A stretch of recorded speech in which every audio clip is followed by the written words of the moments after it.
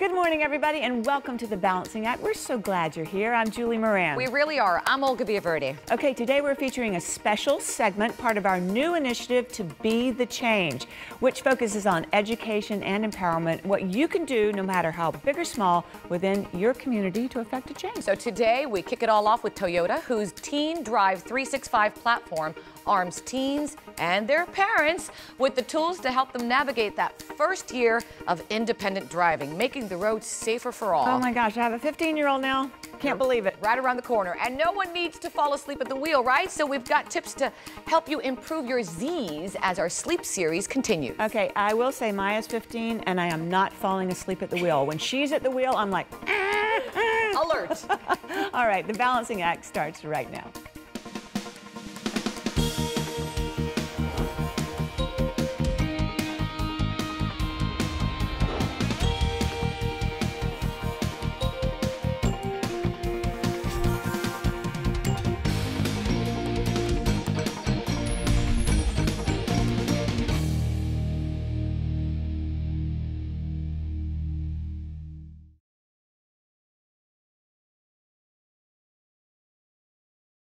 Parents of teenagers, listen up. You might not think that your teens are paying attention to you, but the truth is the exact opposite, especially when it comes to what you do behind the wheel. Your teens pick up on everything, whether you realize it or not. So if they see you eating or drinking behind the wheel or sending a text message, chances are they're going to do the exact same thing when they're driving. And the good news is, though, that they don't just copy our bad habits, they also copy good ones, too. I want you to welcome Marjorie Schussel and Jim Millian from Toyota. Toyota has been on a mission to inspire both parents and teens to be safe drivers, and I'm so glad you're in the studio with me today. Guess what? I have a teenager. She's 15. She's just entering this realm of it all. And Marjorie, I want to turn to you and I want you to tell me more about Toyota's Safe Driving campaign. At Toyota, we don't know any parent or even grandparent out there today who isn't concerned about the safety of their teenagers behind the wheel. And even if you don't have a teenager, you're sharing the road with teenage drivers. Yes, you are. So it is so important to make sure that our teens are safe behind the wheel and that we as parents, as you said, model great behavior for them. All right, Jim, I know you've got some good tips and some tricks that you can share with us about teens and driving and keeping them safe. Well, there's a whole lot of them, but the three main tips that we try to give people, especially the parents that participate in our programs, are number one, and it follows the TDE, stands for the Teen Driving Experience. Okay. But the T stands for teach your teens with patience and love. You got to have patience. You do. As you well know, having a teen, as do I and you've got to have patience. The second is the D, it stands for demonstrate, and that is demonstrate the driving behavior you expect to see with them. Absolutely, they emulate you, right? Yeah, exactly. So if you're texting, they're going to text. And you said in your opening, the good part is that they mimic our behavior. So if it's good behavior, they're going to mimic it. The third one is to encourage, and that is be a good finder. Tell them when they're doing good. Say good job, even if it's for something small, not just get on them when they're doing something bad. Right. Those are the three big ones. And Jim, the statistics for distracted driving are really scary. What do those statistics tell us, though? One of the most, I guess you could say, alarming statistics is that crashes, automobile crashes, is still the #1 cause of death for teens in America today. See, that just scares me to death because I have a 15-year-old that's just about to start driving. That's just mortifying to me. It is, and there are other statistics as well, and especially as it relates to teens, the very first full year of them being a licensed driver, no matter what age it is that they get that license, is the most dangerous year for that particular teen. Wow, that's even scarier. But I want to talk something very positive, and I love that Toyota is doing this. These safety driving clinics that you're holding at dealerships all around the country, that is so huge. So we have parents and teens come together on a Saturday morning to learn about driving safely. We've recognized at Toyota that the parent plays such a critical role in teaching their teen to drive. As a matter of fact, not just their teenagers, but even their young children from a very young age. The moment you turn that car seat facing forward for your child is watching everything you're doing. So if you're texting or talking on the phone or even speeding, right, occasionally putting on makeup, your child is picking up on that in the car. And you need to make sure that you don't do that and you model the right behavior so that one day when they do become driving age and get their license, they'll be much safer behind the wheel as a result. The young kids need to know the safety. We do a car clinic for them, teaches them how to change the oil. Where do you put the jack when you're changing a tire? A number of things that we should be teaching them as parents, and sometimes we don't do because we don't have time. We'll take that responsibility and do it, and they've been very successful. We've enjoyed it. Before you go, I really wanted to learn more about this Teen Video Challenge. Tell me more about that.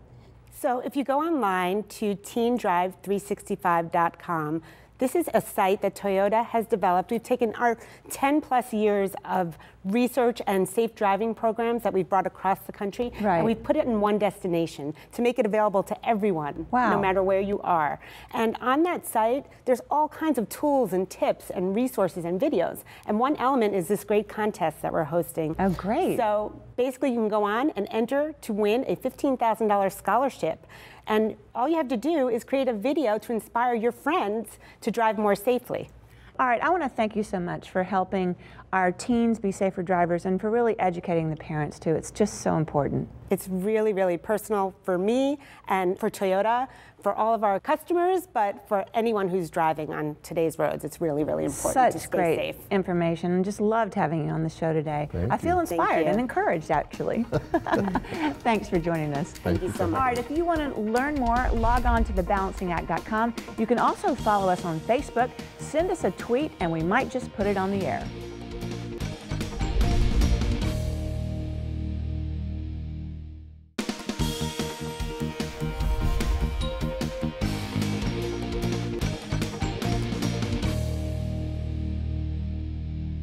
If you have ever owned a business or ever dreamed of becoming your own boss, and who hasn't, you're really going to love this segment. Women-owned businesses are growing, and with that growth comes opportunity for women like we've never seen before. So this morning we are going to roar, and joining me are Pamela Prince Eason and Pat Birmingham from the Women's Business Enterprise National Council, or WBENC. Good morning. Good morning, Olga. Good morning. Thanks for being here. I love hearing things like this, women growing, taking the reins, owning their businesses, and making a difference. This is wonderful. So I'm going to start with you, Pam. Tell me about WBENC, because I'm excited. Well, WBENC is the organization that helps those women roar, as you said. We're really excited about being here with you so that all of your viewers can understand what it is that WBENC does. So WBENC exists simply to make sure that those women that you're talking about have the opportunity to compete and be in corporate supply chains.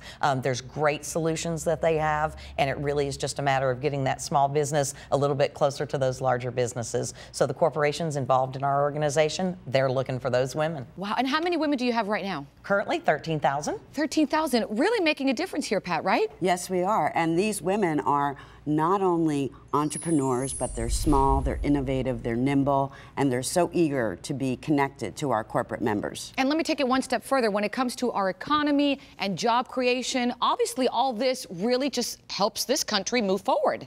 Yeah. Olga, it helps this country, I think, more than the average person would even realize. There are over 9 million women-owned businesses in this country. 9 million? 9 million. Wow. And they employ 8 million people. I would have thought it was less. And their revenues are 1.4 trillion annually. So Pam, let me ask you this. What are some of the misconceptions regarding women owning businesses? And I can think of one right now. Can you run it like a man? Right? That might be one of the misconceptions. I think that they're concerned about any business that's not of huge scale being able to do business with other businesses. And so we have the great fortune to help women businesses do business with corporations, large or small, as well as with other women-owned businesses. Women are great at assisting other women. Pat? I think one of the other points that really resonates when we do start introducing the women to our corporate members is that they're nimble, they're innovative, they can move faster sometimes than a larger company that's in their supply chain. So that all tends to offset those hesitations that they have. And I can only imagine the network in itself then just continues to grow. You learn more, you grow together, and bam, more impact. Correct. Yes, and we're now actually certifying not only for corporate America, but also for the government. And so we've got even more opportunities to open up now. All right, speaking of opportunities, I want to hear more about this. So ladies, stay right there, because when we come back, we're going to hear more about the benefits of becoming part of WBENC right after the break, because we're going to roar this morning. We'll be right back.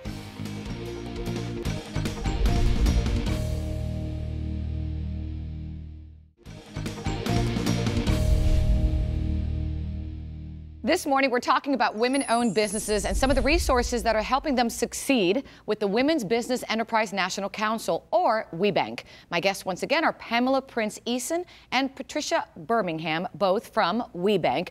By the way, Pamela also sits on the National Women's Business Council, which advises the President and Congress on matters of interest to women-owned businesses. I had to get that in there because I thought that was pretty important. Well, thank you. A lot of testosterone when you walk in there, huh? Yes, but we're getting more women in Congress, so that's very good. That's good. And what kind of impact are you having there? I think great impact, right? So Carla Harris is the appointee by the president. Amanda Brown is the executive director. She pulls all of us together to have discussions about things that Congress needs to better understand about women competing for business. Excellent. Whether that be with corporations out in the private sector or whether it be in the public sector with the government business. All right, so congratulations to that. I had to tout you there. Thank you. Let's go back to WBENC and talk about the certification and what you have to go through. So the certification is we're the largest third-party certifier of women who own, operate, and control their business, okay? And that's what people are looking for. They're not looking for a shell corporation. They're looking to say that I, in fact, want to do business with someone who owns their business, who makes the decisions in that business, and who is growing the economy. And so that's what we do. We go in, we have 14 regional partners located all around the United States, and those partners actually execute the process. So there's an application process. Those partners take those applications, they review those, we do site visits, and we validate that those are truly 51% or more owned, operated, or controlled by women. Sounds like great checks and balances there, if you will. Great checks and balances. Pat, other benefits? There's a lot of other benefits. WBENC exists on a core platform. The C is certification, which Pam just explained very well.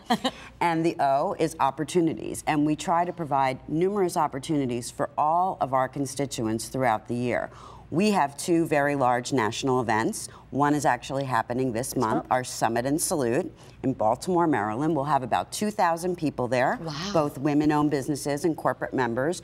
And we have educational sessions, keynote speakers, networking events, targeted one-on-one matchmaking where the corporations actually choose the women that they want to sit and meet one-on-one with based on the needs in their supply chain. So it's not just a, hi, it's nice to meet you, what do you do? It's, I have a need, you have a commodity that will fill my need, let's get together. Our other event is our national conference, which this year will be in June in Austin, Texas, and we'll have 4,000 people there. Wow. It is the largest conference of its kind for women-owned businesses in this country. And the middle day of that conference, we have a huge expo with over 350 exhibitors. So it's a trade fair where women can showcase their products and services, and a lot of our corporate members showcase their companies, and it's a natural fit for networking. And also another benefit is awards that women, they're recognized? Yes. We recognize our women and our corporate members. At our upcoming Summit and Salute, we recognize 14 Women Business Enterprise Stars. Oh, that's great. Pam mentioned our 14 regional partners. They each put forth an exemplary woman who leads not only in business, but in her community and among her peers. And they each get recognized. We also recognize our top corporations for doing business with women business enterprises. Great mentors. This year, 51 are being recognized 51. out of the Fortune 500. Oh, that's excellent. Now, Pam, I was reading here, women-owned logo campaign. What's that? Yes, glad to tell you about that. Oh my gosh, more excitement, more excitement. More excitement, absolutely. The women-owned logo, actually, you see it here on Pat, is something that our women are putting on their products. And so when you go to a store and you're looking at products in the store, you'll start to see our women-owned logo appear more often for those businesses that are part of the WBENC network. And the whole premise of that is that women make a lot of great buying decisions. They like to buy from other women. So part of it is about helping you to see those women-owned products. But another one is the quality. You know, sometimes we're all mothers, right? You go to the area to buy something for your children and you see that another woman has created the product. You're probably going to look at it because you can guess she's probably had the same issue you're having. Because you can relate and Yes. they can understand. A man will not understand certain things. And I'm like, listen, honey, you're not going to understand. You're a man. I'm a woman. So it makes a difference. It does make a difference. All right. Give me the website, Pat, for information on WBENC. Our website is WBENC.org, which is WBENC.org. Ladies, thank you so much for joining me. I had a great time. Come back again? We will. All right, and maybe I'll join you in Austin, Texas. We'd love that. That sounds like a lot of fun. And if you'd like additional information about WeBank, again, that's WBENC, you can log on to our website, thebalancingact.com, thebalancingact.com. All the information is there as well. Check it out.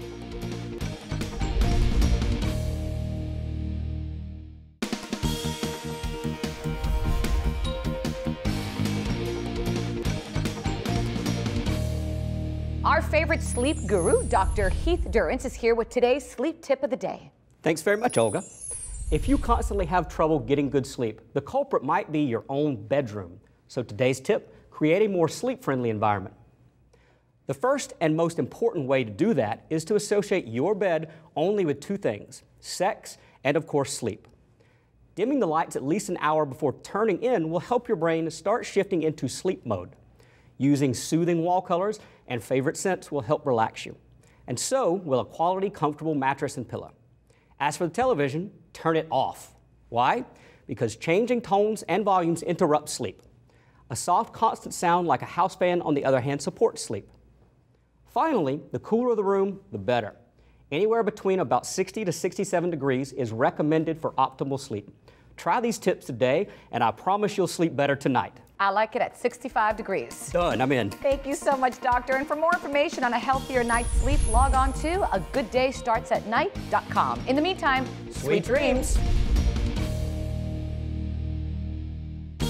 Great information on today's show. Yes. I am really looking forward to more Be the Change segments in the coming months. Yep. Absolutely. As we've partnered with some really great companies trying to make this change. And remember, we have a lot more on our website, thebalancingact.com. We sure do. We're also on Twitter and Facebook. Post something. Tweet us. We'll share it on the show. Retweet. Let's get social, everybody. Let's do it. Until the next time, remember, find your balance. So long, everybody.